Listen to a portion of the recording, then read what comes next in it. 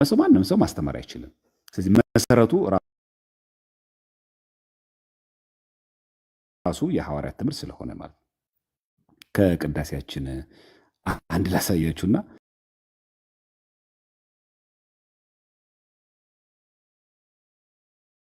በዚህ አጋጣሚ መጽሐፍ ቅዱሱ የሚናገረውና የኛ ቤተክርስቲያን ትምህርቷ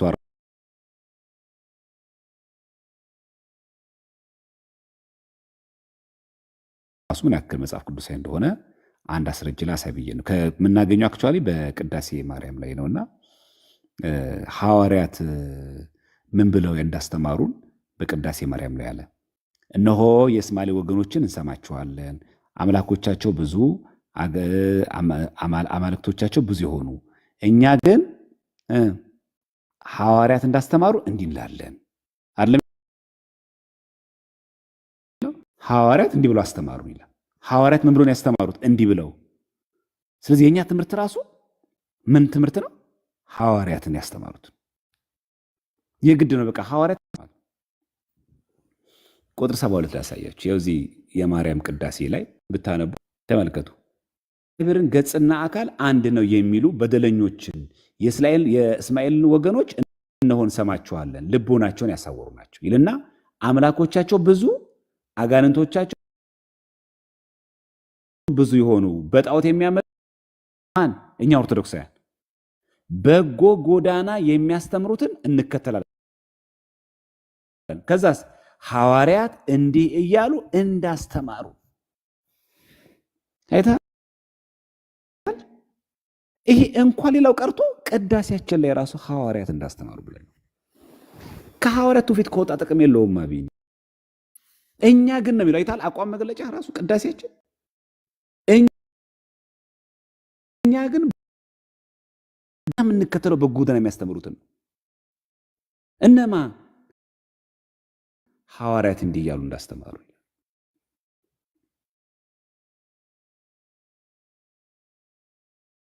እግዚአብሔር ስሙ የተመሰገነ ይሁን። ሐዋርያት እንዲህ እንዳሉ አስተምሩ። ቅዳሴያችን ራሱ የሚናገሩ ሐዋርያት እንዲህ እንዳሉ እንዳስተምሩ እና ሌላ ነገር ውስጥ የሚገባው ፈጽሞ የተከለከለ ነው። ከዛ ውጭም አይፈቀደለትም። እኛ ግን በጎ ጎዳና የሚያስተምሩትን እንከተላለን። ስለዚህ ምን አለ? ሐዋርያት እንዲህ ብሎ እንዳስተማሩ ይለናል።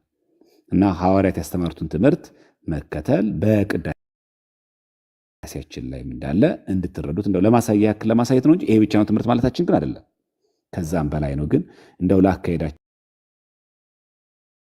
የሰለስቱ ምዕት የ318ቱ ቅዳሴ አርዮስን ያወገዙት ምን ያክል ስለሚስጥረ ሥላሴ እንኳን ስንናገር ምን ያክል ሐዋርያዊ እንደሆነ ሐዋርያዊ ትምህርት የላችሁም እንዳይሉ ማለት ተመልከት። የቁጥር 41 ላይ እኛ ይላል የአብንና የወልድን የመንፈስ ቅዱስን በር እናስተውል ሐዋርያት እንዳስተማሩ ይላል። ሐዋርያት እንዳስተማሩ በቃ የግድ ነው።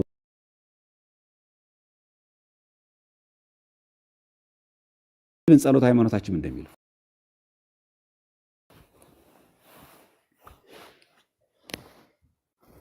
ይሄ መዝገበ ጸሎታችን ነው አይደል? ምን እንደሚለው እስቲ ያቋ እንደው ጸሎት እንግዲህ ይሄ አሁን ይሄ መዝገበ ጸሎታችን ማለት የዘወትር ጸሎታችን ስንደግም የሃይማኖት መሰረት የሚለውን አይን አንብባችሁታ ምን እንደሚል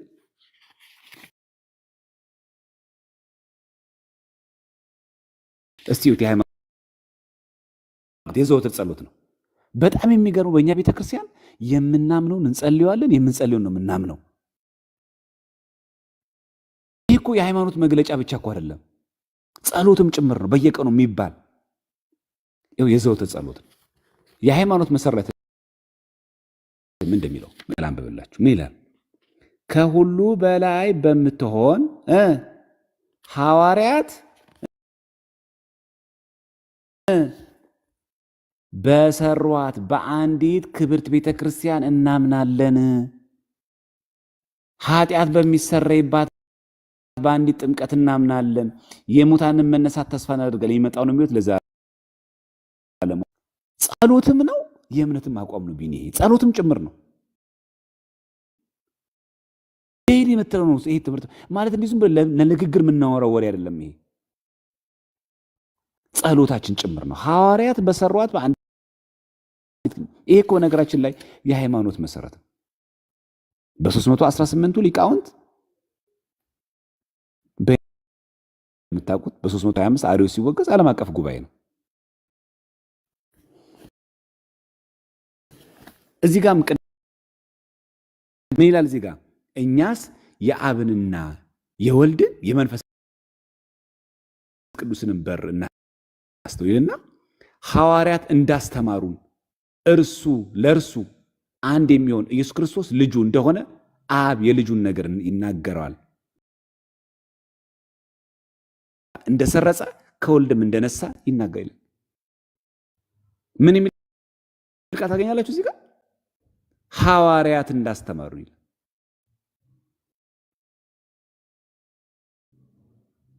ሐዋርያት ምን እንዳሉ? እንዳስተማሩ። መሰረቱ ምንድነው? ሐዋርያት ማስተማር።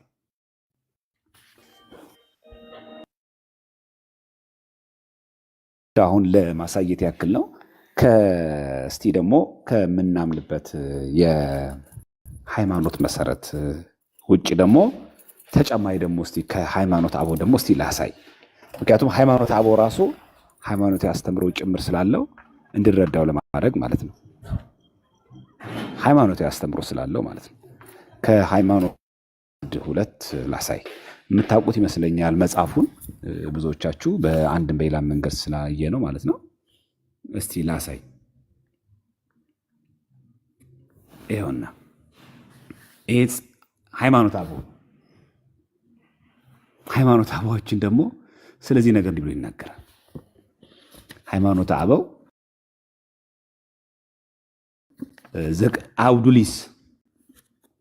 አውዱሊስ ይላል። ይሄ ማለት ሂፖላይተስ ተብሎ የምንጠራው ነው። እዚህ ሃይማኖት አበው ላይ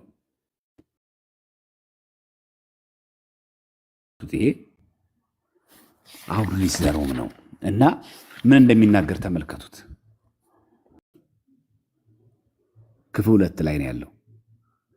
አውዱሊስ ዘሮም በሚገርም ሁኔታ ዮሐንስና ጴጥሮስ እንዳስተማሩን ይላል። የሚገርም ነው ትምህርቱ ራሱ። እንግዲህ አውዱሊስ ዘሮም ማለት ከ4ኛው መቶ ክፍለ ዘመን የነበረ አባት ነው። በ4ኛው መቶ ክፍለ ዘመን የነበረ አባት ጴጥሮስና ዮሐንስ እንዳስተማሩን ነው የሚለው። ከዚህ ውጭ ላይ ለማ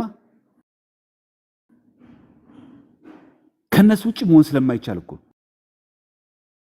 ይሄው ምዕራፍ 39 ክፍል 2 ላይ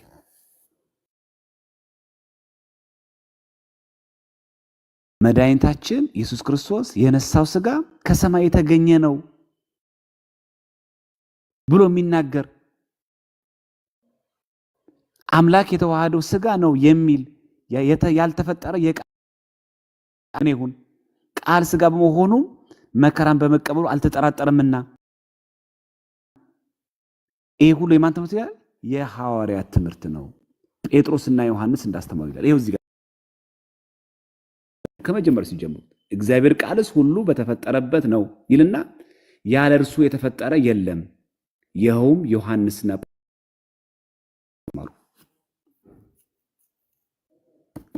ጴጥሮስ ነው። በነገራችን ላይ ይሄ ሃይማኖት አበው ራሱ ገና ሲጀምር አርእስት መግለጫ ይልና ኢልመስጠዋጊያ አንድ አምላክ በሚሆን በአብ በወልድ በመንፈስ ቅዱስ ስም አምነን ሐዋርያት የሰበሰቧት ይላል አንዲት ምእመን በቅንፉስ ምን ቤተ ድህነታችን በተገኘበት በጌታችን በኢየሱስ ክርስቶስ አጋዥነት እንጀምራለን። ምን በሰበሰቡት ያለ ሐዋርያት በሰበሰቡት። ይሄ ማለት የመጀመሪያ ቋርስ የሚገርም ሃይማኖት አብሮ ሲጀምር በሐዋርያት ትምህርት ነው። ሐዋርያት የሰበሰቧት አንዲት ምእመን ቤተክርስቲያን። እዚህ ቁጥር 5 ላይ የምትቀጥለው የዓለም ብርሃናት የዓለም መምህራን 12ቱ ሐዋርያት አይታ ያስተማሩትን ተባባሪዎቻቸው ምርጥ ዕቃ ጳውሎስም የተናገረውን እናስተውላለን፣ እናስከትላለን። ማን የተናገረው? የዓለም ብርሃናት፣ የዓለም መምህራን 12 አሉ አይደል? እነዛ ተከታዮቻቸው ይባላሉ ተባባሪዎች። ምርጥ ዕቃ ጳውሎስም የተናገረውን እናስከትላለን። ቁጥር 7 ይደግመዋል። የሚገርመኝ እንዲህ ብሎ ከእስክንድሪያ ሊቃነ ጳጳሳት አንዱ አባ ክርስቶዶሎ እስከ ተሾሙበት ፍጻሜ ዘመን ድረስ ከሐዋርያት አባቶች ሊቃነ ጳጳሳትና የሚመስሏቸው ኤጲስቆጶሳት የተናገሩትን እንጽፋለን። ስለዚህ ሃይማኖተ አበው ስለማን ነው የሚያወራው? ቢኒ እነዚህ ሐዋርያት አባቶች ያስተማሩት ትምህርት ነው። መጽሐፍ ትክክለኛ ነው መጽሐፍ ያሰኝ ሃይማኖተ አበው ይሄ ነው፣ አንዱ ጉዳይ ነው። ይሄ አሁን የአርስት መግለጫ ይታል። እዚህ ጋር ራሱ መግለጫ ነው። በቃ ሐዋርያት ቅድም እዚህ ጋር መጽሐፍ ቅዱስ ላይ ከጠቀስከው ውጪ ማለት እኮ ነው አይደል? ይሄ ትምህርት ይሄ መጽሐፍ ቅዱስ ላይ ከጠቀስከው በነቢያትና ሃይማኖተ አበው እሱን ካልመሰለ ሌላ መሰረት ነው።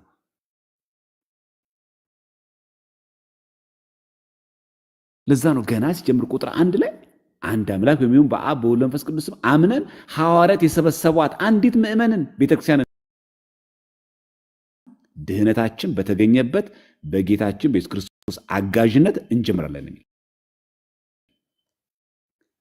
ምን ያሉትን ሐዋርያት ያስተማሩ የሐዋርያትን ትምህርት ያስተማሩ አበው። ስለዚህ እነዚህ አበው ትክክለኛ አበው ያሰኛቸው ምንድን ነው?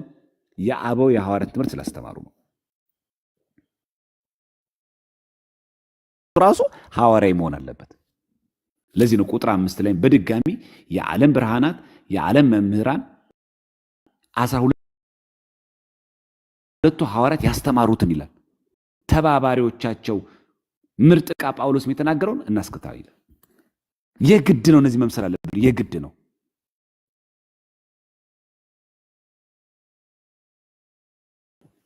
ስለዚህ አንድ ትምህርት ትክክለኛ ትምህርት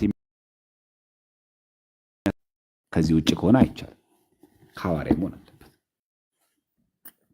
ይህንን ካነሳን ጥምቀቱ እሱ ከሆነ ሐዋርያት ካስቀመጡትና ከተመሰረተው መሰረት ውጭ ለመስረት የማይቻል ከሆነ አንድ ትምህርት በምን ይመዘናል? ሐዋርያዊ መሆን አለበት እኮ ነው የሚለው። ስለዚህ ሃይማኖተ አበው የአባቶች ሃይማኖት ያሰኘው ምንድን ነው? ምንድን ያሰኘው? ይሄ በነቢያት በሐዋርያት መሰረት ላይ መታነጽ።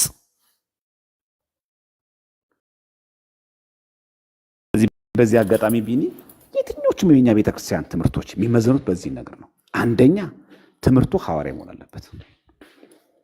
የመጀመሪያው መስፈርት ማለት ነው። ሐዋርያዊ መሆን አለበት። የመጀመሪያ መስፈርት ሐዋርያዊ መሆን አለበት። ሁለተኛ ጥምቀቱ ከሐዋርያት የተገኘ በሐዋርያት ስልጣን የተገኘ መሆን አለበት። ለምሳሌ ፊልጶስ እናንሳ፣ ብዙ ጊዜ ስለሚያነሷት ማለት ነው። ፊልጶስ ከ7ቱ ዲያቆናት መካከል አንዱ የተሾመ ነው። ሲጀመር ሁላችን እንደምናውቀው ዲያቆን አያጠምቅም። ማጥመቅ ስልጣን ያለው ለቄስ ነው። ብዙ ሰው የሚሸወዱት እዚህ ጋር ነው። ፊልጶስ በድቁናው አይደለም ያጠመቀው፣ ስልጣነ ክህነት ነበረው። ለጊዜው አገልግሎቱ ማዕድ ስለመባረክ ስለነበረ እንጂ ፊልጶስ ራሱ ስልጣነ ክህነት ነበረው። ለዛ ነው መንፈስ ቅዱስ ፊልጶስን ወደ ጋዛ አካባቢ ሄዶ እንዲያጠምቅ ያዘዘው። እንዲህ ይለናል መጽሐፍ የሐዋርያት ሥራ ምዕራፍ 8 ቁጥር 26 ላይ የጌታ መልአክ ፊልጶስን ተነስተህ በደቡብ በኩል ከኢየሩሳሌም ወደ ጋዛ ወደሚወርደው ምድረ በዳ ወደ ሆነ መንገድ ሂዳለው ይላል። በሰዓቱ 7ቱ ዲያቆናት እነ እስጢፋኖስ ማለት ነው፣ እነ ፊልጶስ ለአገልግሎታቸው ሲሾሙ ማዕድ ሊባርኩ ተሹመዋል። የተመረጡ 7 ዲያቆናት ተልእኳቸው በሰዓቱ ምግብ መባረክ ነው። ስልጣናቸው ግን ማጥመቅ ስልጣን ያለው ክህነት ነበራቸው። አንዱ መስፈርት እሱ ነው። ከዛ ውጭ ስለማይሆኑ ማለት ነው። ከዛም ታሪኩን ስለምታውቁት የምታነበውን ታስተውላለህ ይላል ብሎ ከነገረው በኋላ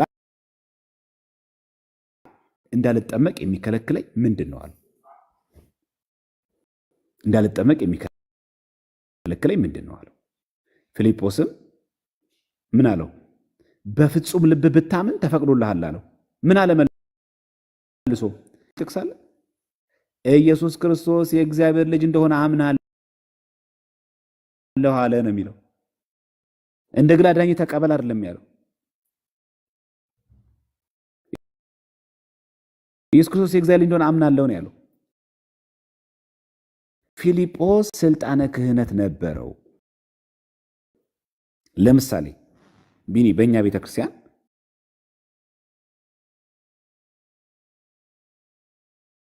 ሶስት ዲያቆን ነው የሚቀድሰው። አንዱ ቄስ ሰራይ፣ አንደኛው ንፍቅ ቄስ ሆነው ከ3 ዲያቆናት 5 ልኡካን ቅዳሴ ላይ ይገባሉ። 5 ጳጳሳት ካሉ ምን እንደሚደረገው? 5 ጳጳሳት ቢቀድሱ ምን እንደሚደረገው? 2 ጳጳሳት እንደ ቄስ፣ 3 ጳጳሳት ደግሞ እንደ ዲያቆን ይቀድሳሉ። 3 ጳጳሳት እንደ ዲያቆን ቀደሱ ማለት ግን እዛ ቅዳሴ ላይ 3 ጳጳሳት ዲያቆን ናቸው ማለት ነው አይደለም። ተልእኳቸው ግን እዛ ጋር ግን የቆሙት ምን ሆኖ እንደ ዲያቆን ቀደሱ። አይታ እዛ ቅዳሴ ላይ ተልእኳቸው የዲያቆን ነው። ጳጳስ እኮ ናቸው። አስኬማቸውን አድርገው ነው እየቀደሱ ያሉት። ግን ሲቀድሱ እንደ ዲያቆን ነው ይቀድሳሉ።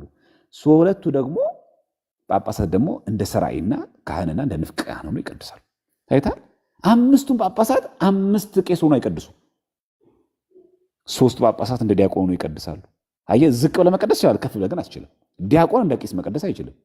ዲያቆን እንደ ጳጳስ መቀደስ አይችልም። ጳጳስ ግን እንደ ቄስ መቀደስ ይችላል። እንደ ዲያቆን ከፍ ብሎ ዝቅ ብሎ መቀደስ ይችላል። ዲያቆን ግን እንደ ቄስ መቀደስ አይችልም። ይህ ካለ ይበል ካህን ነው። ካህን ግን ቄስ ግን እንደ ዲያቆን መቀደስ ይችላል። ዝቅ ብሎ አልፎበት ነው የሄደው። ስለዚህ ፊልጶስ ተልእኮ ምን ነበር? እዛ ቦታ ተልእኮ የድቁና ነበር። ስልጣነ ክህነት የለውም ማለት አይደለም።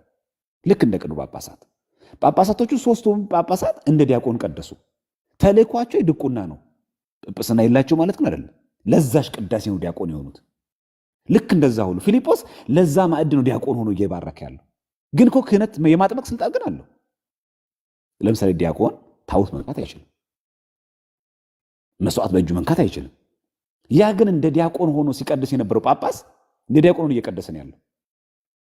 ተመልከተው። ነገር ግን ታቦት መንካት አይችልም። ጳጳስ ይችላል እኮ። ግን ተልእኮ ምን ነበረ? ግን የድቁና ነበር። ስለዚህ ፊልጶስ ከ7ቱ ዲያቆናት መካከል አንዱ ነው። እስጢፋኖስን ሊቀ ሰማዕታት ለሚለው ቀዳሜ ሰማዕት ቅዱስ እስጢፋኖስ እንደዋለ። ተልእኮ የምን ነበረ? የድቁና ነበር። ግን ስልጣነ ክህነት አለው። ለዛም ነው ፊልጶስን ጌታ መንፈስ አጥምቅ ያለው። ለዛን ሰዓት ለምንድን ነው ያላጠመቁት? እነ ፊልጶስ በዛ አካባቢ ሐዋርያት አለው። በቂ ነው የሐዋርያት። ህዝቡ ገና ስላልበዛ 12 ሐዋርያት ተደራሽ ነበር። ቁጥሩ እየበዛ ሲመጣ ልክ አስፈላጊ ሲሆን የጌታ መንፈስ ፊልጶስን ተነስተ ወደ ጋዛ ሂድ እንዳለው ፊልጶስን አንስቶ ጋዛ ሂድ እንዲያጠምቃለው። አይ ዲያቆን አይደለም የሚያጠምቀው፣ ቄስ ነው ፊልጶስ። ጳጳስ ነው ፊልጶስ። ስልጣነ ክህነት አለው የማጥመቅ። ዲያቆን ማጥመቅ አይችልም። ሐዋርያ ውርርሱ አይፈቅድም። ብዙ ሰዎች ፊልጶስ ዲያቆኑ እንዴት ያጠምቀ ይላሉ። አላወቁትም። ስልጣነ ክህነት አለ። አይ ይህን ስንማር ነው የምናውቀው በነገራችን ላይ እንጂ አይ ዲያቆን እኮ ማጥመቅ ይቻል ማለት አይደለም።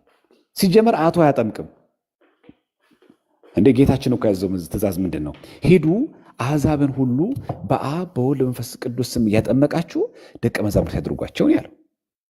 መቼስ ይሄን መርህ ማንም ሰው አይስተውም፣ ታውቁታላችሁ ሁላችሁ። ምን እያደረጋችሁ ነው የሚለው ግን በአብ በወልድ በመንፈስ ቅዱስ ያጠመቃችሁ። ማንኛውም ሰው ያጠምቃል አለም እኮ። ማንኛውም ሰው ማጥመቅ አይችልም። ትእዛዝ ተሰጥቷል። ምን የሚል? በአብ በወልድ በመንፈስ ቅዱስ እንዲያጠምቁ። ከዛ ውጭ ማጥመቅ ግን አይቻልም። ማንኛውም ምዕመን አሁን ለምሳሌ አይታችኋል? በሆነ ሌማን ሰው ተጠምቆ ያውቃል? ማንም። እንደውም አንዳንዶቹ ምን ብሎ ያነሳሉ? ሐዋርያው ቅዱስ ጳውሎስም እኮ የተጠመቀው በአንድ ሰው ነው። ያው ያነሱታል ስሙ በተደጋጋሚ ጊዜ ሐናንያ የሚባለው። እስቲ ላሳይ፣ እንደው በጣም የተሸወዱት ሽወዳን እዚህ ጋር እንደው አንድ ላሳይ። የሐዋርያት ሥራ ምዕራፍ 9 አየህ ቁጥር እንትን ላይ 10 ላይ በደማስቆም ሐናንያ የሚሉት አንድ ደቀ መዝሙር ነበር ይላል። ሲጀምር ሐናንያ ምንድን ነው? ደቀ መዝሙር እኮ ነው።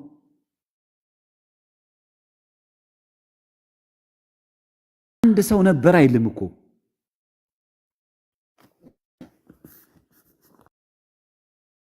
ዝም ብሎ አንድ ሰው ነው፣ ክህነት አይጠይቅም። እንደው ዝም ብላችሁ እናንተ እንትን ስትሉት ነው እንጂ ማንኛውም ሰው እኮ ዝም ብሎ ማጥመቅ ይችላል የሚል ሰው አለ። ፈጽሞ አይደለም። ማንም ይኸውልህ እዚህ ጋር ምን ታደርጋለህ? እዚህ ጋር 72 ዲሲፕልስ አሉ። እነዚህ 72ቱ አርድእት ሰርች ስታደርጉ ኔማቸውን አውጣልኝ በለው። በጣም ይገርማል። ስማቸውን ሲያወጣለ ጉርታ ያለ ከዚ ኋላ እናውጣ እስቲ። የሉቃስ ወንጌል ላይ 70 ሰዎችን ሾማ የሚለው እነዚህ 70 ሰዎች የት እንደነበሩ ስማቸውን እስቲ ኔማቸውን እስቲ እናውጣ። ከዛ መጽሐፍ እንትኑን ቨርጅኑን ስታዩ በጣም ትገረማላችሁ። እሺ ላሳያችሁ የት የት ሀገረ ስብከት ተመድበው እንደነበር። ታንያ ምን ነበር? ይሄው ሊስቴል እዚህ ጋር 5ኛ ላይ አናንያስ አይልም? ምን ይላል? ሁ ባቢቲስ ማንን? ፖል። ከዛ ምን ነበር ይላል? and was bishop of Damasco።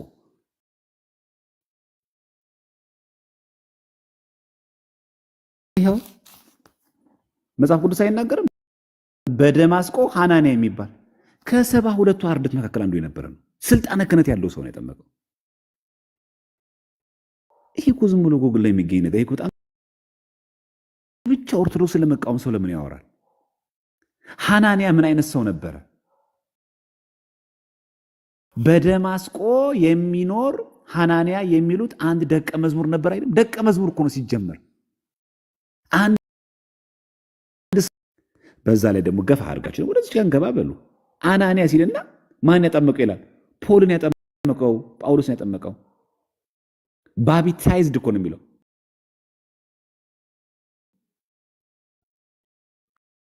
ኤንድ ወዝ ምን ነበረ? ባይሾፕ ኦፍ ደማስቆ፣ የደማስቆ ሊቀ ጳጳስ።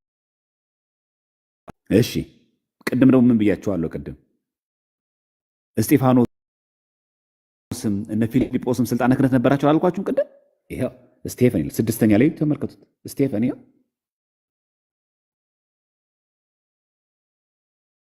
እሺ 7ኛ ላይ ማን አለ?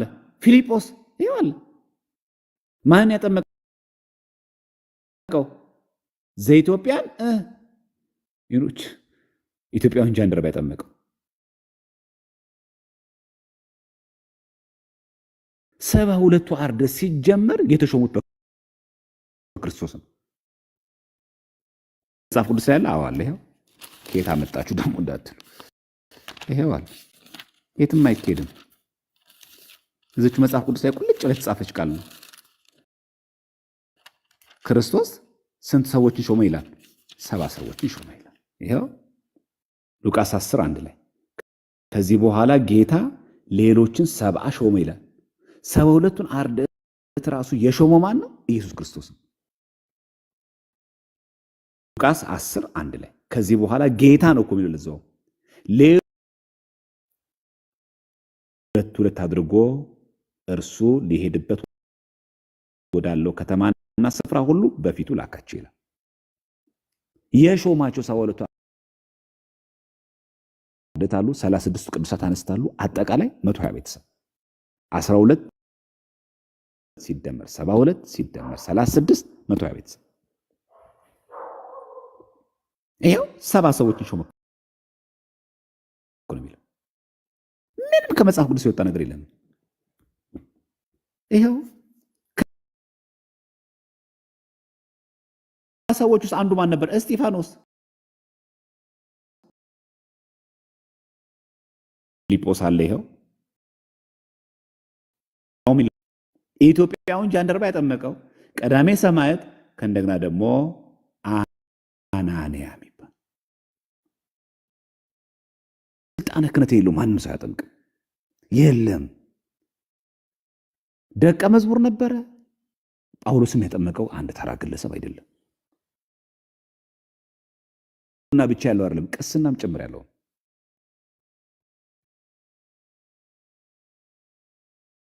በደንብ አድርገን ልናቀው ልንገነዘበው ይገባል። ማርቆስ ወንጌል 14ኛ ላይ ይታያል። ቢኒ ማርክ ዘ ኢቫንጀሊስት ይላል። ማርቆስ ወንጌላዊ ከ72ቱ አርድእት አንዱ ነው። ይሄው ባይሾፕ ኦፍ ማን አሌክሳንድሪያ። ከዛ 15ኛ ሉቃስ ወንጌላዊ ይሄው ሉቃስ ወንጌላዊ 15ኛ ላይ። ስለዚህ ሉቃስ ከአራት ወንጌላውያን መካከል ማርቆስና ሉቃስ ከ12ቱ ሐዋርያት አይደሉም፣ ከ72ቱ አርድእት ናቸው። ማቴዎስና ዮሐንስ ናቸው ከ12ቱ ሐዋርያት መካከል።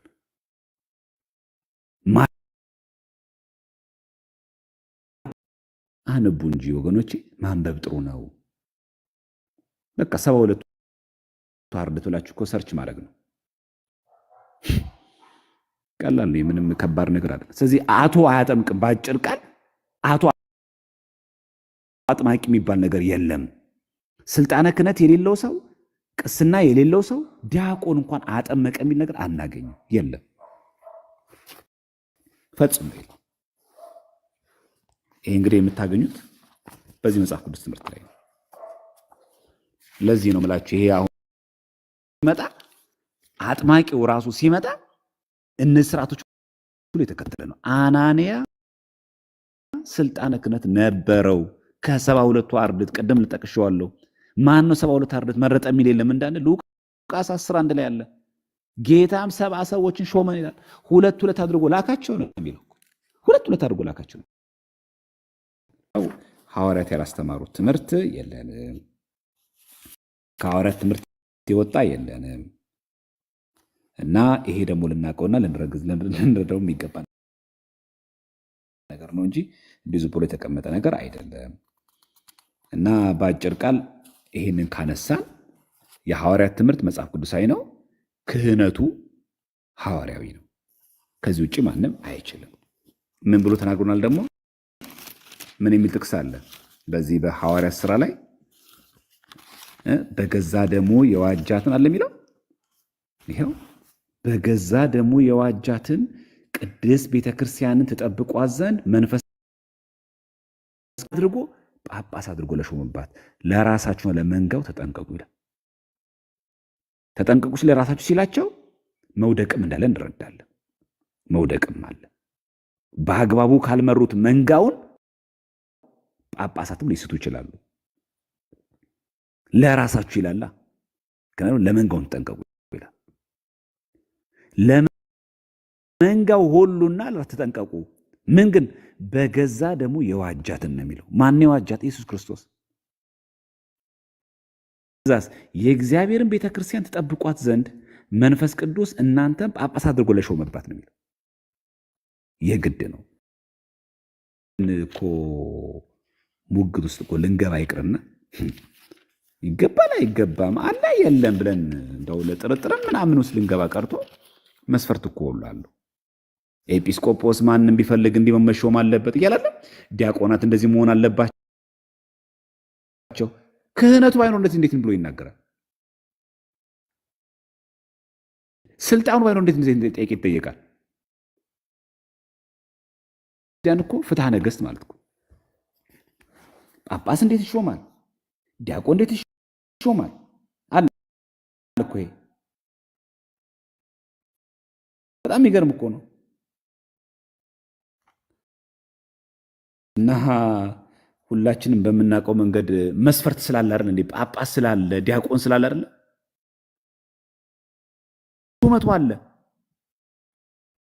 ሹመቱ አለ እንጂ ዝም ብሎ ማንም ሰው የሚናገረው አይደለም። ስለዚህ የሐዋርያት ትምህርትን ማስተማርና በሐዋርያት ትምህርት መጽናት ከአንድ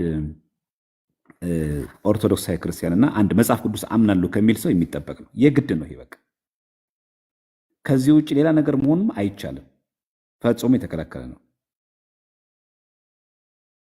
እና ይህንን አድርግ ይህን ነገር አታድርግ የሚል ደግሞ የእግዚአብሔር መንፈስ ስላለብን እኛ ኦርቶዶክሳውያን የመጽሐፍ ቅዱስን ትምህርት መሰረት አድርግ እንችላለን። ስለዚህ ስልጣነ ክህነቱ አጥማቂዎቹ አቶ አልነበሩ። እነ ፊልጶስን ብንመለከተው፣ ኢትዮጵያዊ ጃንደረባንን ብንመለከተው፣ ከእንደገና ደግሞ ያንን ጳውሎስ የጠመቀውም ስንመለከት ሐዋርያዊ ስልጣን ያላቸው ሰዎች መሆናቸውን እንረዳቸዋለን። ሐዋርያዊ ስልጣን ከሌለ ማጥመቅ ማስተማር አይቻልም ነው። ይህ አንድ ነው። ማጠቃለያ ልስጥ፣ ከዛ በውይይትና በጥያቄና መልስ በኋላ ስለምናዳብረው ለዚህ ትምህርታችን ማጠቃለያ እንስጥ። ምን እያለን ያለ ነው? አሁን የተማርነው ትምህርት ስናጠቃለው አንድ ኦርቶዶክሳዊ ክርስቲያን ከሁሉም በፊት ስለ ነገረ ቤተ ክርስቲያን፣ ስለ ቅዱስ ትውፊት፣ ስለ ቅዱሳት መጻሕፍት ያተረጓጎም ስልትና ስለ ዶግማ፣ ስለ ቀኖና በጥቂት መሆን ምን አለበት? ክርስቲያን ያለው ኦርቶዶክሳዊ አስተምሮ ምን እንደሆነ የምንማርበት ዘርፍ ነው። በጣም መታወቅ ያለበት ይሄ ነው። ስለዚህ ቤተክርስቲያን የሚለው ቃል ሶስት አይነት ሰዋዊ እና ዘይቤያዊ ትርጉም አለው። አባ ጎርጎሪዎስ እንግዲህ የቤተክርስቲያን ታሪክ በዓለም መድረክ በሚለው መጽሐፋቸው ላይ ያብራሩ። መጽሐፍ በደንብ ማንበብ አለባችሁ። ይሄ የቤተክርስቲያን ታሪክ በዓለም መድረክ ነው። እዚህ መጽሐፍ ላይ ገጽ 12 እና 17 ላይ ቤተክርስቲያን የሚለው ሶስት ፍቺ እንዳለው፣ አንደኛ እያንዳንዱ ክርስቲያን ቤተክርስቲያን ይባላል። ይሄው የቤተክርስቲያን አመሰራረት ይሄ ነው። በቃ መሰረት እዚህ ተነስቶ አንድ ሰው ማንበብ ያለበት ይሄ ነው። በነገራችን ላይ አንድ ኦርቶዶክሳዊ ክርስቲያን ስለ ኢትዮጵያ ኦርቶዶክስ ተዋሕዶ ቤተክርስቲያን ለማወቅ የሚያስፈልጉት መጽሐፍቶች አንዱ ይሄ መጽሐፍ የብፁዕ አባታችን የአቡነ ጎርጎርዮስ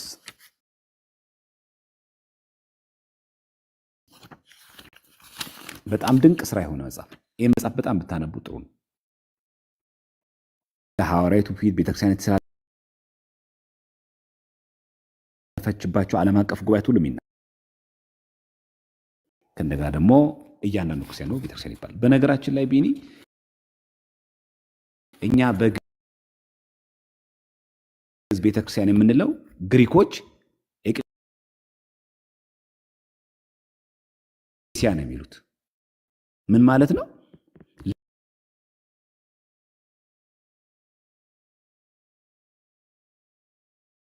ለአንድነት ለአንድ ልዩ ዓላማ የተጠሩ ማለት ነው።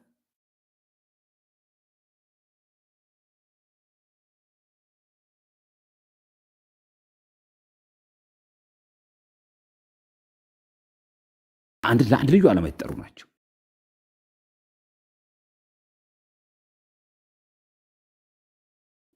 በነገራችን ሐዋርያው ቅዱስ ጳውሎስ ወደ ጌታችን ወደ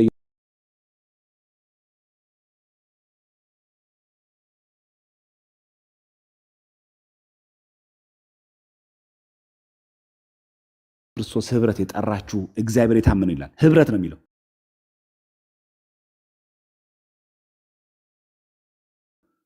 ለአንድና ለአንድ ልዩ ዓላማ መጠራ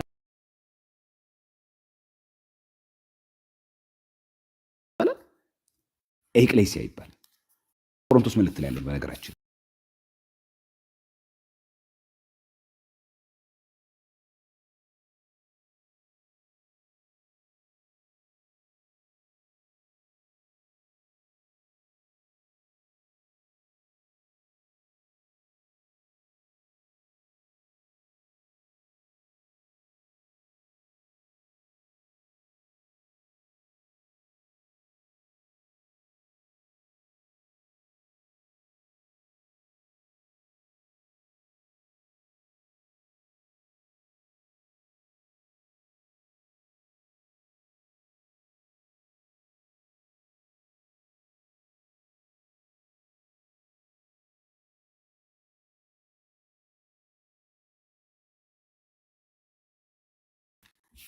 ላሳያችሁ። እዚህ አንደኛ ቆሮንቶስ ላይ ምዕራፍ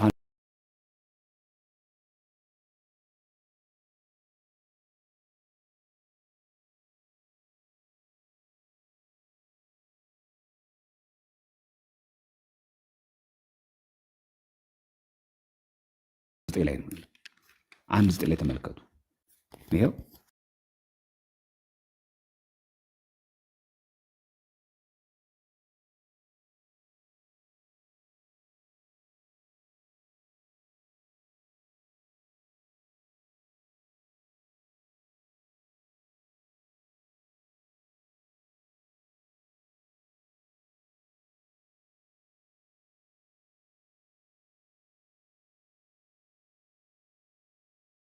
ዘጠኝ ላይ ምን ይላል? ወደ ልጁ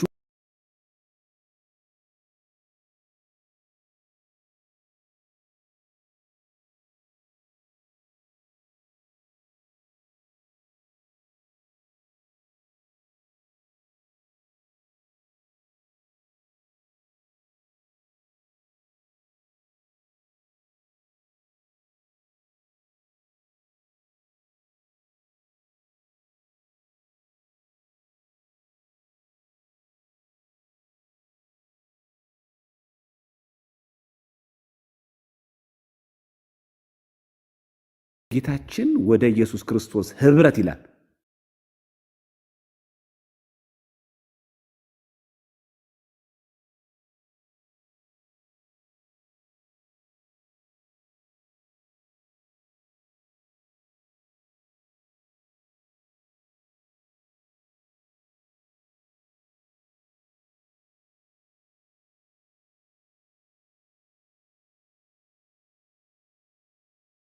ራችሁ እግዚአብሔር የታመነ ይላል።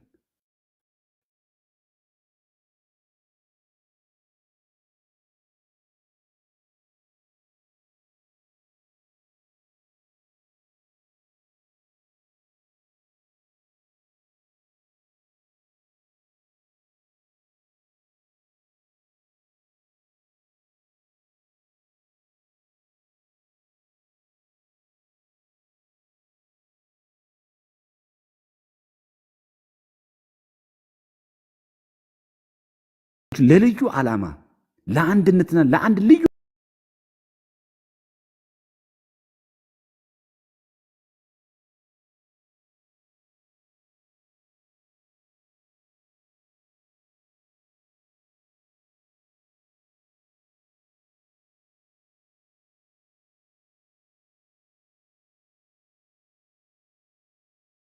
መጠራት የሚባል ኤክሌሲያ ይባላል። ኤክሌሲያ ማለት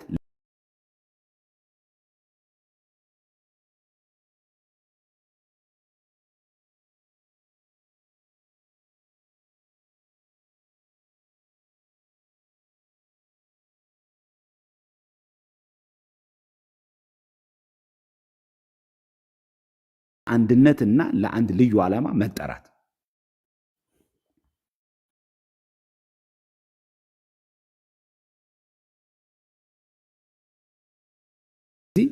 የቤተክርስቲያን ዓላማ ሰዎች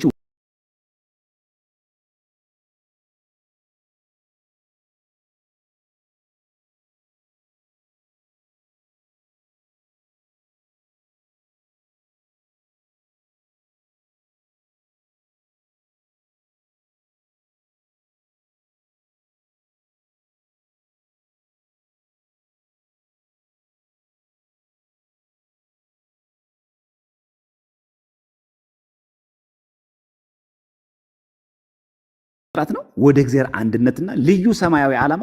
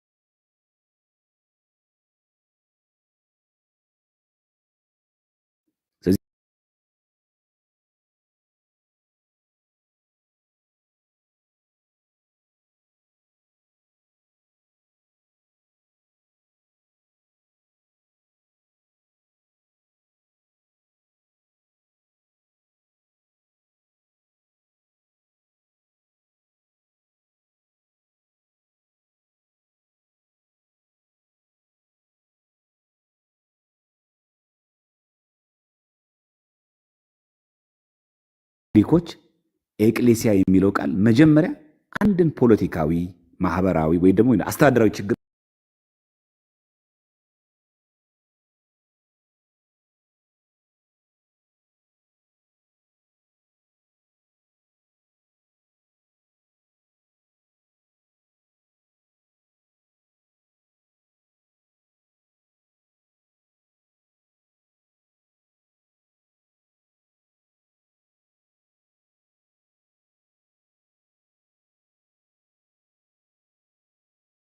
መፍታት ለተሰበሰቡ ሽማግሌዎች መጠሪያ ይጠቀሙበት ነበር።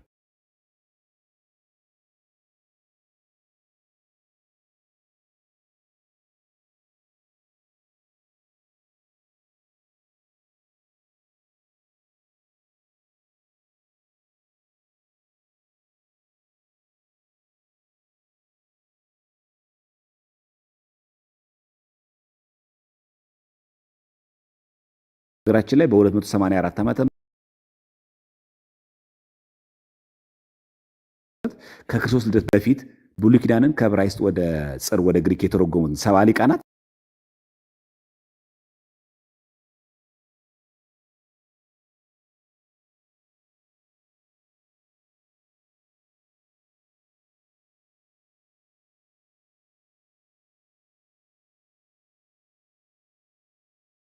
ኤጀንት ካህል የሚለውን የዕብራይስጥ ቃል ኤክሌሲያ ብሎ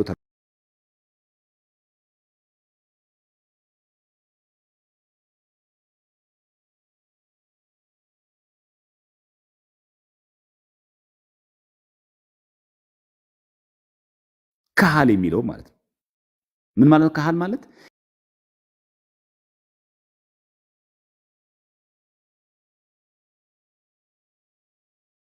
የእስራኤልን ጉባኤ የሚገልጽ ነው። ካህል ማለት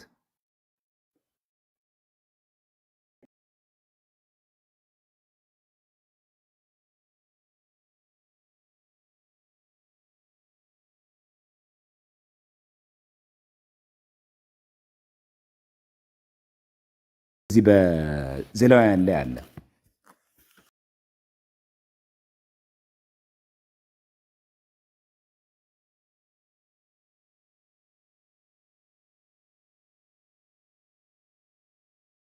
ኤክሌሲያ የሚል ትርጉም አለው። ኦሪት ዘሌዋውያን ነው ይሄ። እዚህ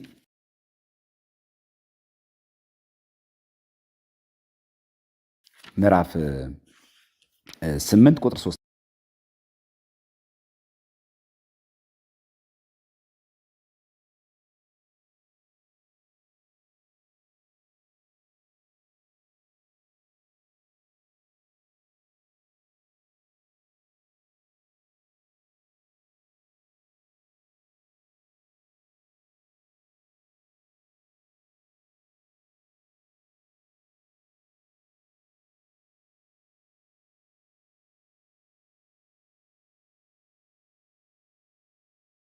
አለ። እዛ ላይ ታገኛላችሁ።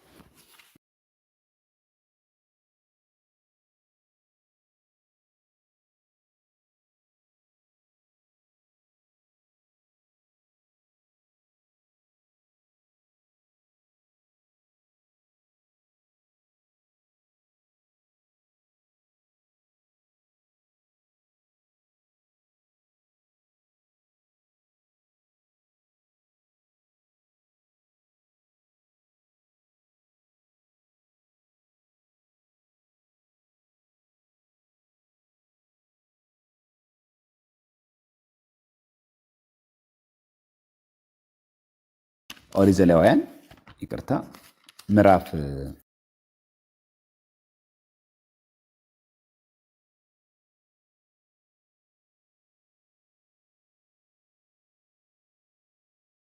8 ቁጥር 3 ላይ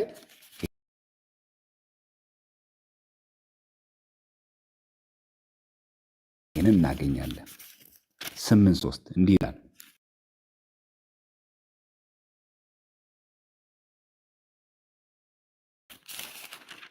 ስምንት 3 ላይ እንዲህ ይላል፣ ማህበሩም ሁሉ ወደ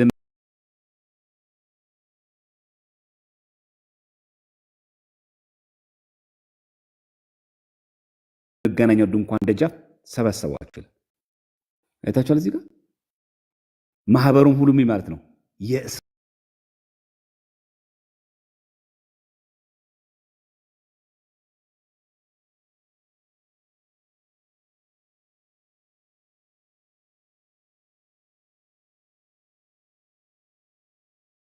ጉባኤ ካህል ይባላል በዕብራይስጥ ቋንቋ።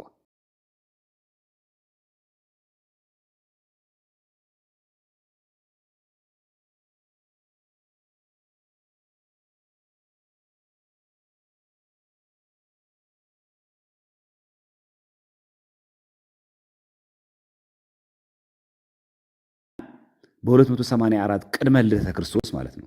ብሉይ ኪዳንን ከዕብራይስጥ ወደ ግሪክ ሲተረጉሙት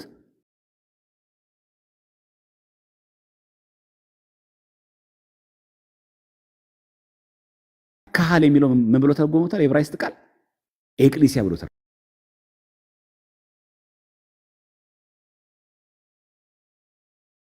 ተረጉሞታል። ስለዚህ ማህበር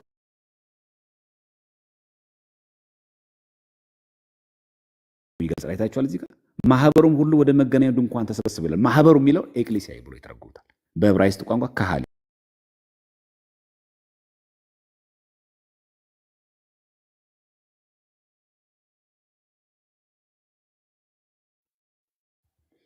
እዚህ ኦሪት ዘዳግም ላይም ራሱ ሙሴ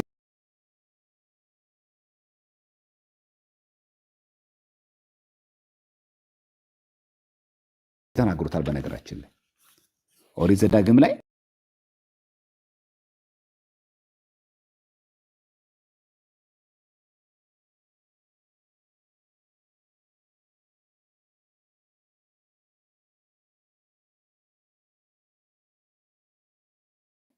ምዕራፍ 4 ላይ ማለት ነው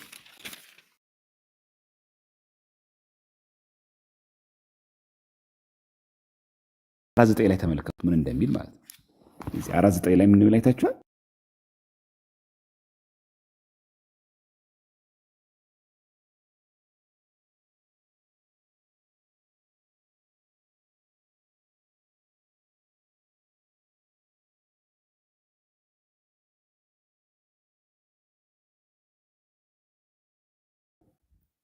እግዚአብሔር ይላል ሕዝቡን ወደ እኔ ሰብስብ በምድርም በሕይወት በሚኖሩ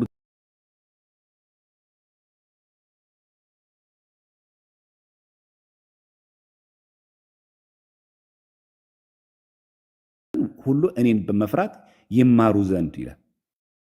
ልጆቻችሁን ያስተምሩ ዘንድ ቃሌን አስተምሯቸው ብሎ በተናገረኝ ጊዜ ይላል ሕዝቡ ወደ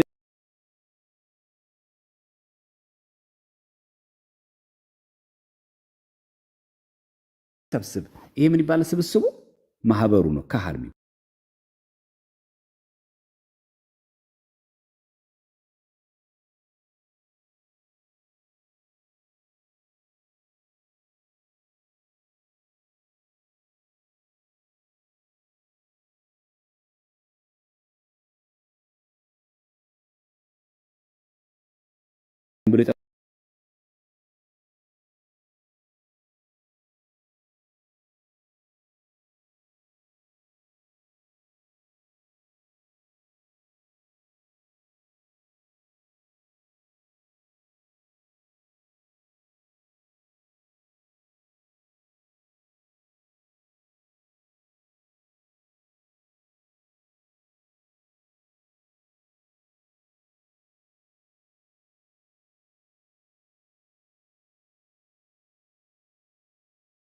ኤክሊሲያ ይሉታል።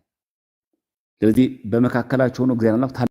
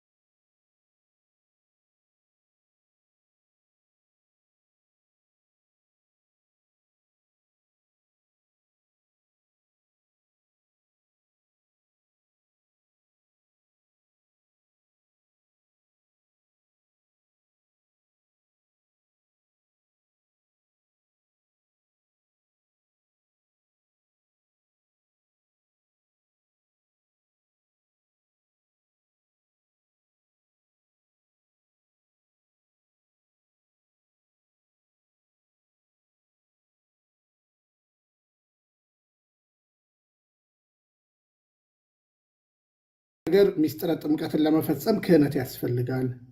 ቤተ ክርስቲያንስ ማን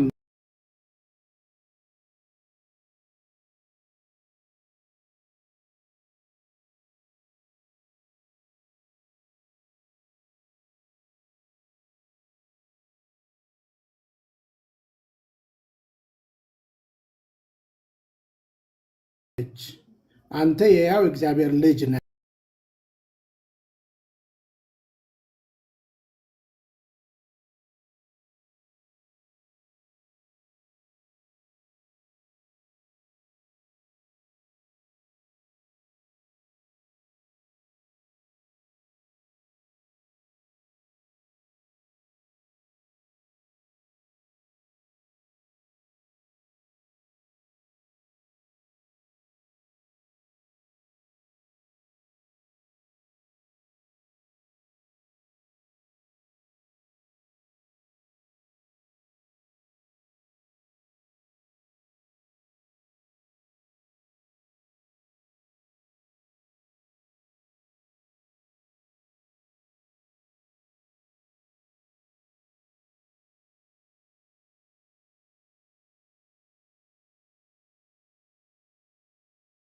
በዚህ ዓለት ላይ ክርስቶስ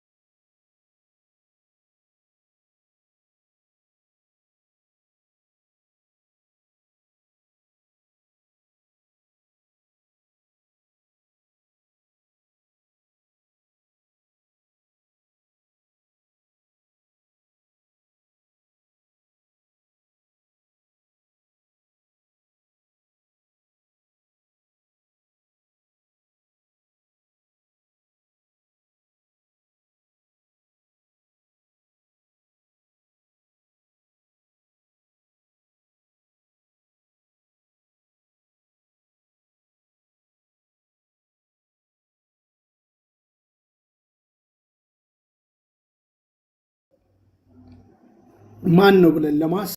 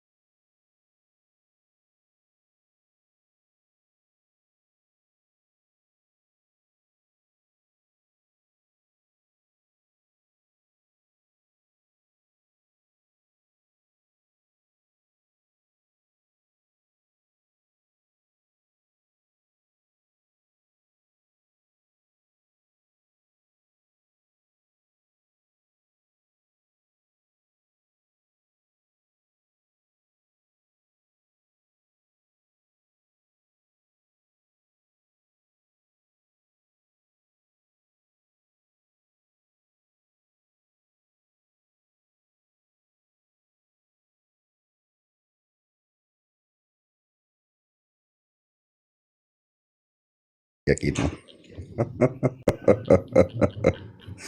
ቢኒ ቀረ እኮ እኛ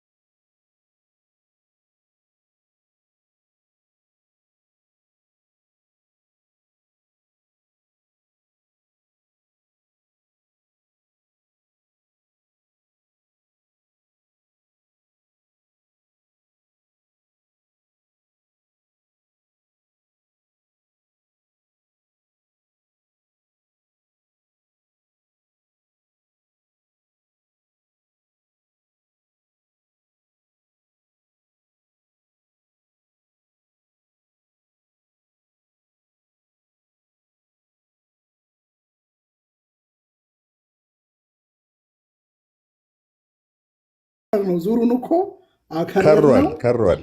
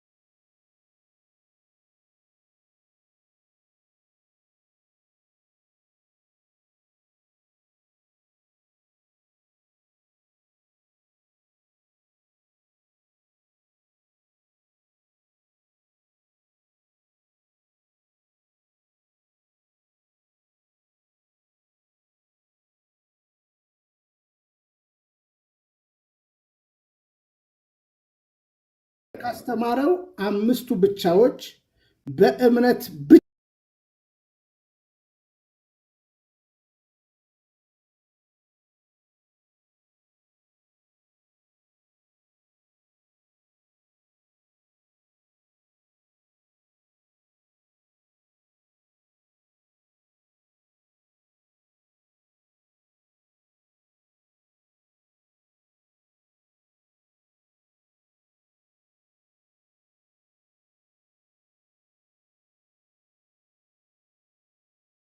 ብቻ የሚል ካስተማረ አንድ ሐዋርያ ጥራልን። ከዛ በኋላ ሐዋርያ ጳውሎስ